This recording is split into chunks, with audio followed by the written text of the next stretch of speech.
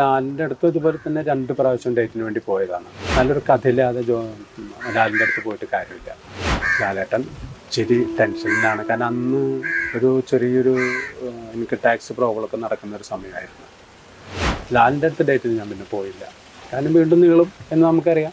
പക്ഷേ ഈ 30 വർഷമായിട്ടും മമ്മൂട്ടി എന്തുകൊണ്ടാണ് കഥ പോലും കേൾക്കാതിരുന്നത്? കാരണം അദ്ദേഹത്തിന് ഒഴിവില്ല എന്നാണ് ഞാൻ കരുതുന്നത്. ഒഴിവില്ലാതെ തന്നെയാണ്. കാരണം ആര് ചെന്ന് കഴിഞ്ഞാലും 2 വർഷം കഴിയട്ടെ എന്നുള്ളത് എല്ലാവർക്കും അറിയാവുന്ന ഒരു സംഗതിയാണ്.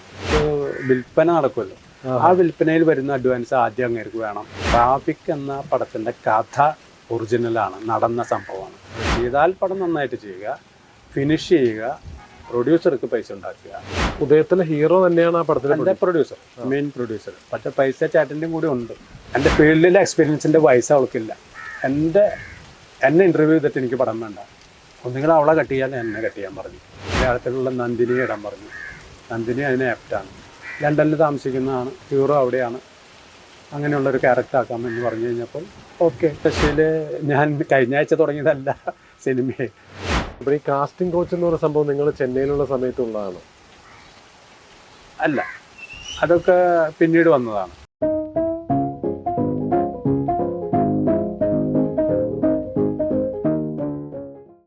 അതിനുശേഷം ലാലിൻ്റെ അടുത്ത് ഇതുപോലെ തന്നെ 2 പ്രാവശ്യം ഡേറ്റിന് വേണ്ടി പോയതാണ്. പോയതെന്ന് വെച്ചാൽ ഒരു പ്രാവശ്യം ചെന്ന് കണ്ടു കഴിഞ്ഞപ്പോൾ അദ്ദേഹം ഫാമിലിയായിട്ട് സ്പെയിനിലേക്ക് പോകുന്ന സമയമായിരുന്നു. സ്പെയിനിലേക്ക് പോയിട്ട് 1 മാസം കഴിഞ്ഞിട്ടേ വരുള്ളൂ എന്ന് പറഞ്ഞു. അദ്ദേഹത്തിന് നമുക്ക് ഡേറ്റ് തരാതിരിക്കാനൊന്നും ഒരു ബുദ്ധിമുട്ടുണ്ടായിരുന്നില്ല. ഡേറ്റ് തരാൻ അദ്ദേഹം താല്പര്യക്കാരനായിരുന്നു. കാരണം ഇതിനേക്കാളും മുൻപ് ഒരാളുടെ അടുത്ത് പറഞ്ഞു, ജോമോന് ഡേറ്റ് വേണമെന്നുണ്ടെങ്കിൽ വരാൻ പറ, നമുക്ക് കൊടുക്കാം എന്നതോ. കാരണം നല്ലൊരു കഥയില്ലാതെ ലാലിൻ്റെ അടുത്ത് പോയിട്ട് കാര്യമില്ല. നല്ല കഥ തന്നെ വേണം, അദ്ദേഹത്തിന് ആപ്റ്റായിട്ടുള്ളൊരു കഥ തന്നെ. അപ്പോൾ അത് അന്വേഷിച്ച് നടന്നു കഴിഞ്ഞ് കിട്ടി കഴിഞ്ഞപ്പോഴാണ് ഞാൻ ചെന്നപ്പോൾ സ്പെയിനിൽ പോവാണ് ജോമോന്, 1 മാസം കഴിഞ്ഞിട്ട് വരുള്ളൂ, അതിനുശേഷം നമുക്ക് നോക്കാട്ടാന്ന് പറഞ്ഞു. 1 മാസം കഴിഞ്ഞ് വന്നതിന് ശേഷം ഞാൻ പിന്നെ അതിന് വേണ്ടി പോയില്ല. അപ്പോഴേക്കും കഥ ഇരുന്ന് പഴകിപ്പോയില്ല. ആർട്ടിസ്റ്റുകൾ പഴകില്ല, ഡയറക്ടേഴ്സ് പഴകില്ല, കഥ പഴകിപ്പോകുമല്ലോ. അങ്ങനെ പിന്നെ ഞാൻ ലാലിൻ്റെ അടുത്ത് പോയില്ല. അതിന് ശേഷം വീണ്ടും ഒരു സ്ക്രിപ്റ്റ് റെഡി ആക്കിയിട്ട് ലാലിൻ്റെ അടുത്ത് തന്നു. ആ ലാലിൻ്റെ അടുത്ത് തന്നു കഴിഞ്ഞപ്പോഴും അദ്ദേഹം ബിസി ആയിരുന്നു. ഇപ്പോൾ ഡേറ്റ് ഉണ്ടാവില്ല ജോമോന് എന്ന് പറഞ്ഞു. കാരണം അങ്ങേര് സറ്റിംഗ് ഗാന്ധി ഗാർഡൻ്റെ ഒരു പടം കൊല്ലംകോട് ഷൂട്ടിംഗ് സമയത്ത് ഞാൻ ചെന്നു. അപ്പോൾ പെരുമ്പാവൂരിനെ കണ്ട് ആൻ്റണീനെയൊക്കെ കണ്ട് സംസാരിച്ച് കഴിഞ്ഞപ്പോൾ ലാലേട്ടൻ ഇച്ചിരി ടെൻഷനിലാണ്. കാരണം അന്ന് ഒരു ചെറിയൊരു എനിക്ക് ടാക്സ് പ്രോബ്ലമൊക്കെ നടക്കുന്നൊരു സമയമായിരുന്നു. ആ സമയത്താണ് ഞാൻ ചെന്നത്. അത് കഴിഞ്ഞിട്ട് സത്യനന്ദിക്കാരൻ്റെ ഷൂട്ടിംഗ് നടക്കുന്ന സമയത്ത് ചെന്ന് കണ്ട് ഇതിനെപ്പറ്റി സംസാരിക്കണോ എന്ന് ആൻ്റണി എന്നോട് ചോദിച്ചു. അത് ചോദിച്ചപ്പോൾ ശരിയാണ്, കുറച്ച് ടെൻഷനും കാര്യങ്ങളൊക്കെ കഴിയട്ടെ. കാരണം മറ്റൊരാൾക്ക് സത്യനന്ദിക്കാരൻ്റെ അവിടെ പടം എടുക്കുന്നത് അദ്ദേഹത്തിൻ്റെ ഫ്രണ്ടാണ്, പഴയൊരു ആളാണ്. ഞാനും പഴയതാണെങ്കിൽ തന്നെയും പ്രൊഡ്യൂസ് ചെയ്യുന്നത് അദ്ദേഹമാണ്. അതൊരു മൂഡൊക്കെ മാറാൻ വേണ്ടി ചെയ്യുന്നത് എന്ന് കരുതി ഞാൻ പിന്നീട് കാണാമെന്ന് കരുതി പോയി. പിന്നെ ലാലിൻ്റെ അടുത്ത് ഡേറ്റിന് ഞാൻ പിന്നെ പോയില്ല. കാരണം വീണ്ടും നീളും എന്ന് നമുക്കറിയാം, അതുകൊണ്ട് ഞാൻ പോയില്ല.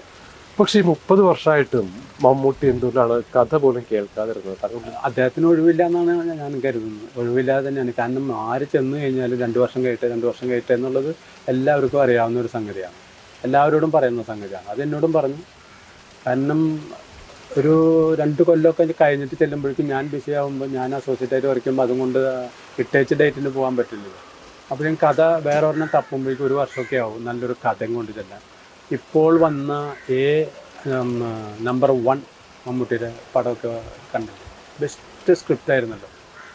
നല്ലൊരു സ്ക്രിപ്റ്റാണ് 1. അപ്പോൾ അതുപോലൊക്കെ ഉള്ളൊരു കഥയ്ക്ക് വേണ്ടി നടക്കുമ്പോഴാണ് ഈ ധീര പോലത്തെ കഥയൊക്കെ കിട്ടുന്നത്.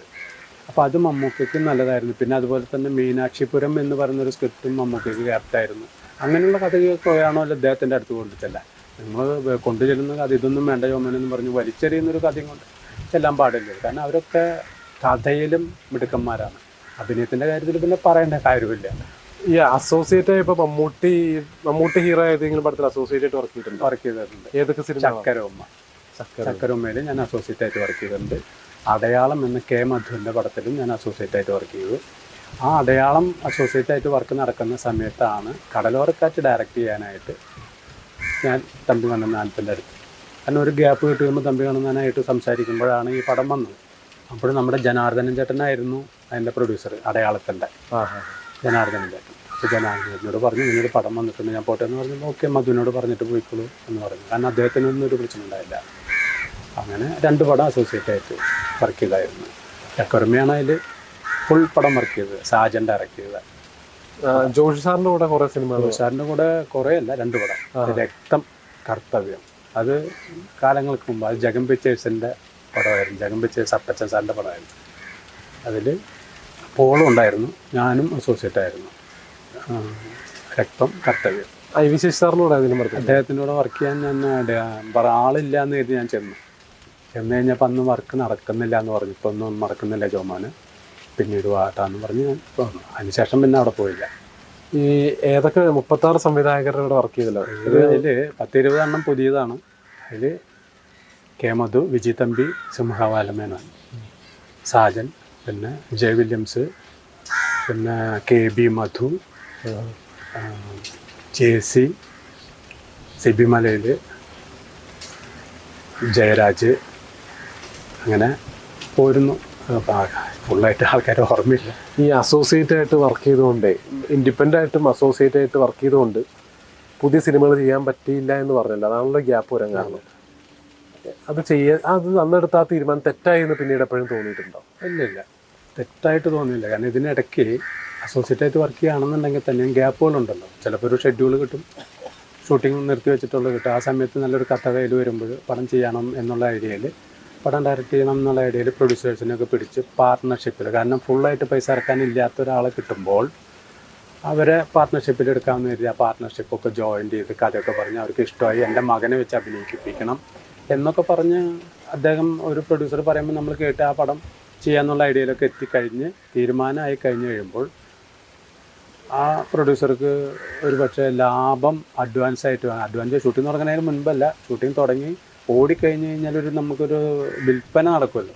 ആ വിൽപ്പനയിൽ വരുന്ന അഡ്വാൻസ് ആദ്യം അങ്ങേർക്ക് വേണം എന്നൊക്കെ പറഞ്ഞു കഴിയുമ്പോൾ നമുക്ക് അത് ഇച്ചിരി മറ്റേ പ്രൊഡ്യൂസർക്ക് മാനസികമായിട്ട് ബുദ്ധിമുട്ടുണ്ടാക്കുന്നതല്ലേ എന്ന് കരുതിയിട്ട് അത് ഡ്രോപ്പ് ചെയ്യേണ്ടി വന്നിട്ടുണ്ട്. അപ്പോഴും ഈ അസോസിയേറ്റ് ആയിട്ട് ചെയ്യുന്നതിൻ്റെ ഇടയിലാണിത്. അതുപോലെ തന്നെ വേറെ ഒരെണ്ണം ഇതുപോലെ തന്നെ, ട്രാഫിക് എന്ന പടത്തിൻ്റെ കഥ ഒറിജിനലാണ്, നടന്ന സംഭവമാണ്.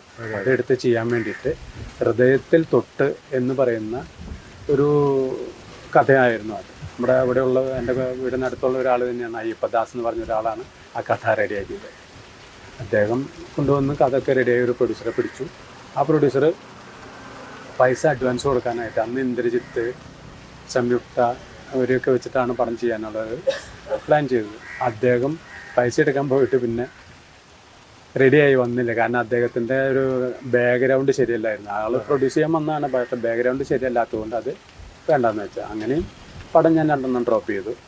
ഞങ്ങൾ മുൻപും 2 ഡ്രോപ്പ് ചെയ്തു, ഇപ്പോഴും ഡ്രോപ്പ് ചെയ്തിട്ട്. അങ്ങനെ ഫുൾ പടം ചെയ്യണമെന്നുള്ള ആഗ്രഹമല്ല, നന്നായിട്ട് ചെയ്യുക, ചെയ്താൽ പടം നന്നായിട്ട് ചെയ്യുക, ഫിനിഷ് ചെയ്യുക, പ്രൊഡ്യൂസർക്ക് പൈസ ഉണ്ടാക്കുക എന്നുള്ള ചിന്തയാണ്.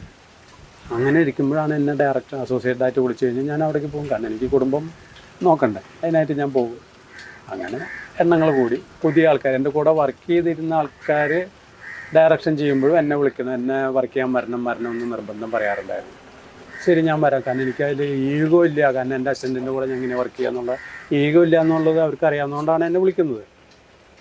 അങ്ങനെ ഞാൻ അവരുടെ കൂടെ വർക്ക് ചെയ്യാനും പോകാറുണ്ട്. പിന്നീട് ഉദയം ചെയ്തല്ലോ, യുദ്ധം ചെയ്തപ്പോൾ വിനു ജോമോൻ എന്ന് പറഞ്ഞ പേരിലാണോ ചെയ്തത്? ഡയറക്ടർ വിനുവായിട്ട് ചേർന്നിട്ട്. അതെ. എങ്ങനെയാണ് ആ കൂട്ടുകെട്ട് വരാൻ കാരണം, ഉദയം ഞാൻ അസോസിയേറ്റ് ആയിട്ടാണ് ആ പടം ചെയ്യാനായിട്ട് എന്നെ ബുക്ക് ചെയ്തത്. എന്നെ ഏർപ്പാടാക്കി ചെന്ന് ഡിസ്കഷനും കാര്യങ്ങളൊക്കെ ചെന്ന് കഴിഞ്ഞപ്പോൾ ആദ്യം ഡയറക്റ്റ് ചെയ്യാമെന്ന് വിചാരിച്ചിരുന്ന ആളുമായിട്ട് ഈ പ്രൊഡ്യൂസർ തമ്മിൽ ഒരു പ്രശ്നമുണ്ടായി. ആ പ്രശ്നത്തിൽ ആ പടം നിന്നുപോയി. ഒരാഴ്ച കഴിഞ്ഞപ്പോൾ എന്നെ വിളിച്ച് ഈ പ്രൊഡ്യൂസർ ചോദിച്ചു, ജോമൻ ഇങ്ങനെ പടം നിൽക്കുകയാണ്, എന്താ ചെയ്യേണ്ടതെന്ന് ചോദിച്ചു. സാറിൻ്റെ ഇഷ്ടം എന്താണെന്ന് വെച്ചാൽ നിങ്ങൾ ചെയ്തോളാം മതി. നടനല്ല, നടൻ്റെ ചേട്ടനുണ്ട്, അദ്ദേഹമാണ് ഇതിൻ്റെ മെയിനായിട്ട് നോക്കുന്നത്.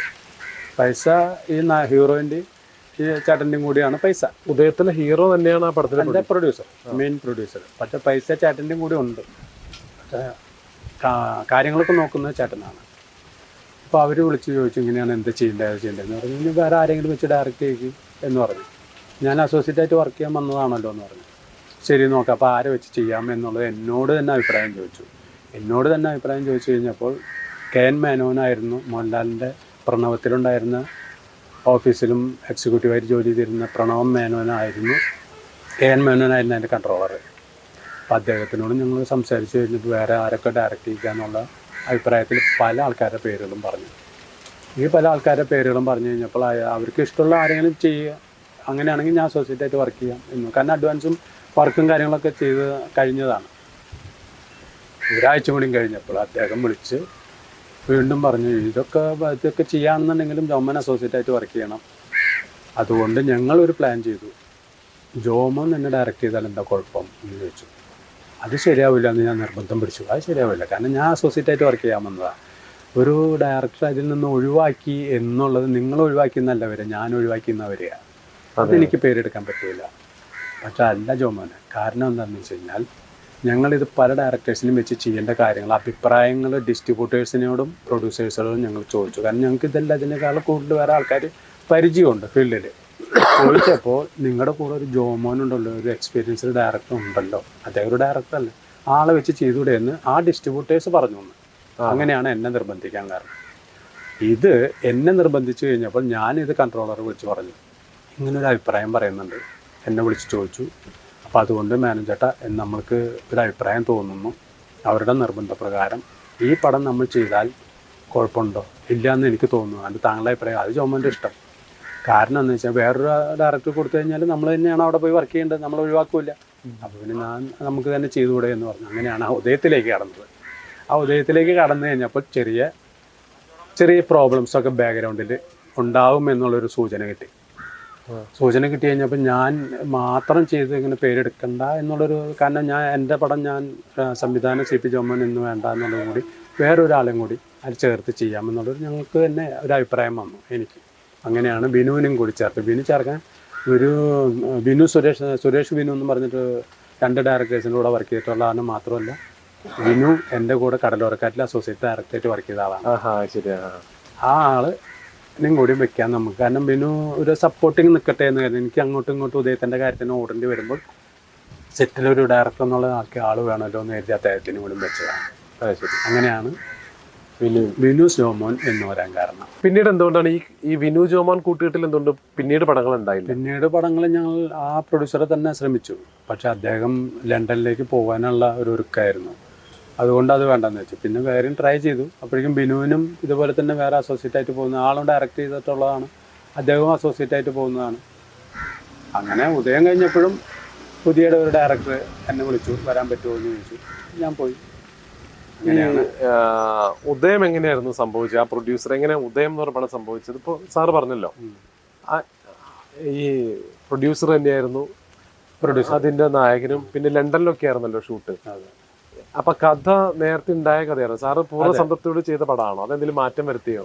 മാറ്റം വരുത്താൻ കാരണം സ്ക്രിപ്റ്റൊക്കെ റെഡിയാക്കി വേറൊരു ഡയറക്ടർ ചെയ്യാൻ പോയ കഥയിൽ നിന്ന് എന്നെ അസോസിയേറ്റായിട്ട് വിളിച്ചു കഴിഞ്ഞപ്പോൾ ഞാൻ അഭിപ്രായം പറയും. സ്ക്രിപ്റ്റ് വായിച്ചിട്ട് അഭിപ്രായം പറയാനും ചാർട്ട് ചെയ്യാനൊക്കെ ഇരിക്കുമ്പോൾ അഭിപ്രായങ്ങൾ ഡയറക്റ്റായിട്ട് സംസാരിക്കുമല്ലോ. ആ സംസാരിക്കുന്ന സമയത്ത് ഇന്ന ചേഞ്ചസ് വരുത്തിയാൽ നല്ലതാണെന്നുള്ള എൻ്റെ അഭിപ്രായം പറഞ്ഞു. ശരി, നോക്കാൻ ജോമോനെ. കാരണം കേൾക്കുന്ന ഒരു ഡയറക്ടറായിരുന്നു.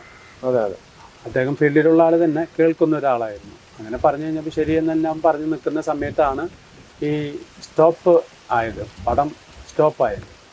ആ സമയത്ത് വീട്ടിൽ വന്നതിന് ശേഷം, എല്ലാം വന്നതിന് ശേഷം 2 ആഴ്ചക്കുള്ളിലാണല്ലോ ഞാൻ ചെയ്യാം എന്നുള്ളത് വന്നു കഴിഞ്ഞപ്പോൾ ഞാൻ അദ്ദേഹത്തിനോട് പറഞ്ഞു, ഇതിലെ സ്ക്രിപ്റ്റിന് മാറ്റം വരുത്തണം. ഇതിൻ്റെ ഉള്ളിൽ കുറേ ലാഗുണ്ട്, അതായത് വലിഞ്ഞു പോകുന്ന സംഭവങ്ങളുണ്ട്. മാത്രമല്ല ലണ്ടനിൽ 10-25 ദിവസം ഷൂട്ട് ചെയ്യേണ്ട ഒരു പോർഷനുണ്ട്. ആ പോർഷൻ്റെ ആവശ്യമില്ല. ആക്ച്വലി സ്ക്രിപ്റ്റ് കറക്ഷൻ ചെയ്തപ്പോൾ 2 പേരെ അവിടെ പോകേണ്ട ആവശ്യമുള്ളൂ. 10-12 പേര് പോകേണ്ട ഇടത്ത് 2 പേര് അവിടെ പോയാൽ മതി. ടെക്നീഷ്യൻസ് വേറെ. അങ്ങനെ ഈ 2 ഹീറോയിൻ മാത്രം അവിടെ മതി, വേറെ ആരും ആവശ്യമില്ല. അങ്ങനെ ഒരു മാറ്റം വരുത്താൻ നമുക്കിതിൽ പറ്റും. എന്താ താങ്കളെ ചെയ്തോളാം പറഞ്ഞു. സ്ക്രിപ്റ്റ് അങ്ങനെ ഒരു മാറ്റം വരുത്തി 2 പേര് ഹീറോയിൻ മാത്രം അവിടെ മതി. ഹീറോ ആണെങ്കിൽ അവിടെ സെറ്റിലാണ്. നന്ദിനിയെ മാത്രമേ കൊണ്ടുപോകേണ്ട, കൗശല്യ, അതായത് നന്ദിനി, നമ്മുടെ മലയാളത്തിലെ നന്ദിനിയെ മാത്രമേ കൊണ്ടുപോകേണ്ട കാര്യമുള്ളൂ. പിന്നെ ടെക്നീഷ്യൻസിനും പോകണം. അങ്ങനെ സ്ക്രിപ്റ്റിന് മാറ്റം വരുത്തി എന്നിട്ടാണ് ലണ്ടനിലേക്ക്. അതും 13 ദിവസമേ അവിടെ ഷൂട്ട് ചെയ്യേണ്ട ആവശ്യം ഉണ്ടായിരുന്നുള്ളൂ. 30 ദിവസം പ്ലാൻ ചെയ്തതായിരുന്നു. അതിനൊരു മാറ്റം വന്നു.